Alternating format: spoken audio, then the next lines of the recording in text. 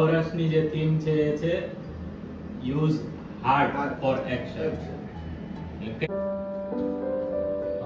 Hello, હું doctor Jignesh Sonani, interventional cardiologist, અત્યારે બોટાદ ખાતે યુનિટી હેલ્થકેરમાં કામ કરું છું.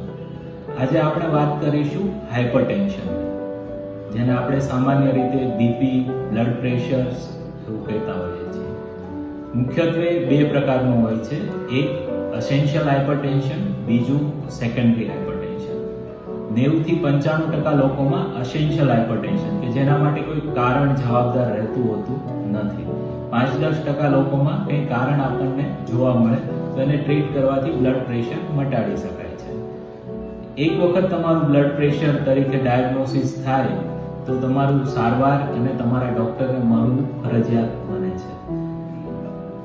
બ્લડ પ્રેશર ડાયગ્નોસિસ માટે એમ્બ્યુલેટરી બ્લડ પ્રેશર મોનિટરિંગ અથવા હોમ બેઝ બીપી મોનિટરિંગ અથવા ઓફિસ બેઝ બીપી મોનિટરિંગ વાપરવામાં આવે છે. બ્લડ પ્રેશરની સારવારમાં સૌપ્રથમ લાઇફસ્ટાઇલ મોડિફિકેશન, એટલે કે સૌપ્રથમ નમક, મીઠુંનું પ્રમાણ તમારા ખોરાકમાં ઓછું કરવું. બીજું, તમારું વજન કંટ્રોલમાં રાખવું, તમારો BMI ને એકોર્ડિંગ વજન રાખવું. ત્રીજું, રોજિંદુ એક્સરસાઇઝ કરવી. અને દવાઓ, જો એક વખત દવાઓ શરૂ થાય તો એ પ્રમાણે તમારે રેગ્યુલર તમારા ડોક્ટરને બતાવી અને બ્લડ પ્રેશર મપાવી અને દવાના ડોઝમાં ફરક કરતું રહેવું જોઈએ. ધન્યવાદ.